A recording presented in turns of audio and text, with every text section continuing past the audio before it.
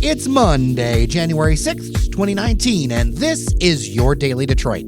I'm Jer Stays, and it's good to be back after the holiday break, sharing what to know and where to go around Southeast Michigan. See, Cheyenne is digging through data with care.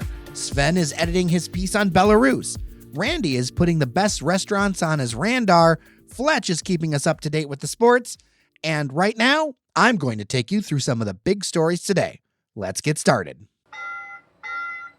First up, a quick update on that green ooze that made national news, and consisting of hexavalent chromium that leaked onto I-696.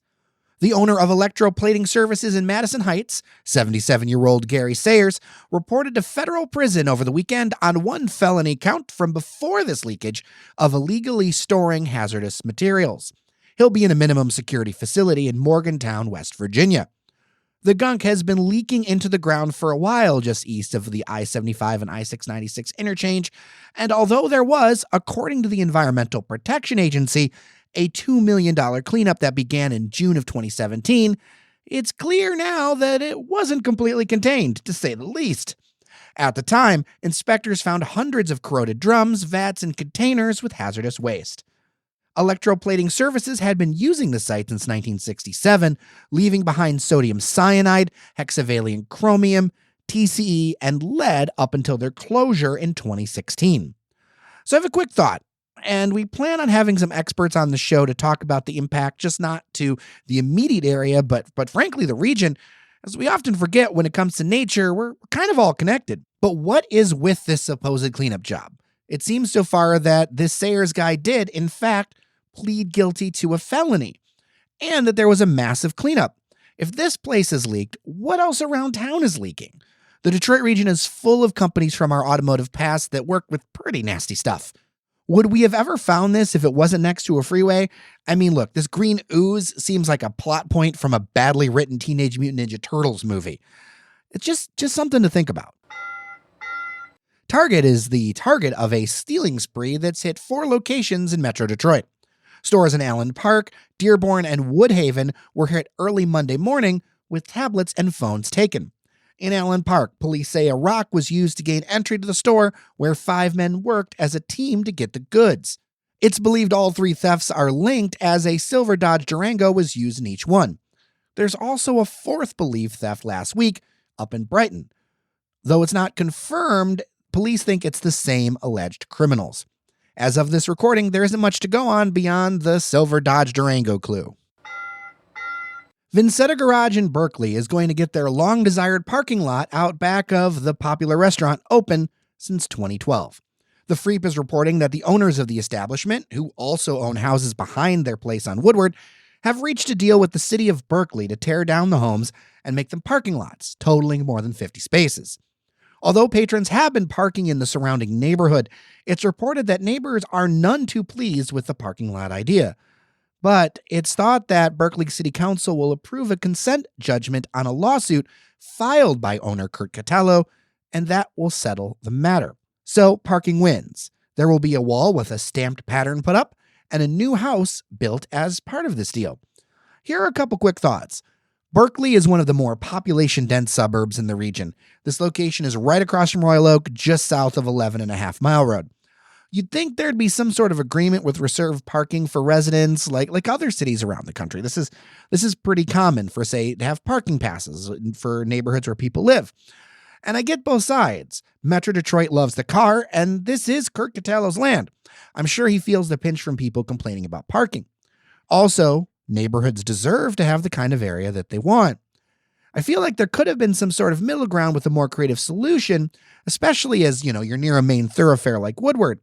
But sadly, that's going to be hard to come up with in a region that's so vehemently anti-transit. And views, on balance, buses and transit is something the poors take. I'm sure we're going to run into more conflicts like this as this part of town continues to develop, and we still don't have major infrastructure.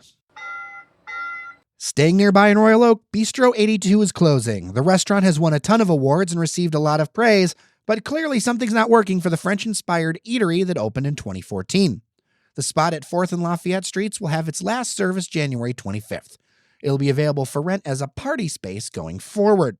There has been a wave of restaurant and retail closures for a variety of reasons in downtown Royal Oak as of late. Cleanup continues in Macomb County at the Red Run Drain. The Macomb County Public Works Office has collection booms at 2 spots in Sterling Heights. They're cleaning up what's left of a petroleum spill, or possibly dumping, that happened on Friday, the 3rd of January. Between 75 and 100 gallons of what could be gasoline got into the underground Shaner Relief Drain in Warren. A sheen was then found on the Clinton River, miles downstream. They haven't found the source of the spill yet, but water is now running mostly clear from the drain. If you've never heard of the Shaner Relief Drain, well, you're not alone. It's big and it runs underneath Shaner Road from 9 Mile to about 14 Mile, where it meets the Clinton River. Novi is joining 34 other Michigan cities as being designated Redevelopment Ready by the Michigan Economic Development Corporation. So what the heck does this mean? This certification says that the MEDC thinks that the city has set a solid foundation to bring in more private investment. This includes being what the MEDC says is, quote, thoroughly prepared when it comes to planning and zoning to remove barriers for investors. Other Metro Detroit cities with this designation include Dearborn, Eastpointe, Ferndale, Oak Park, Roseville, and Southfield. These cities were all reviewed by the MEDC, looking at the transparency, predictability, and efficiency of their economic development practices.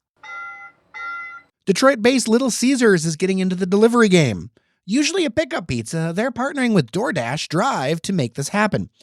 It's kind of crazy to think about, but the third largest pizza chain in America didn't offer delivery until now. Although inexpensive as possible has always been Little Caesars' kind of hallmark in their niche in the market.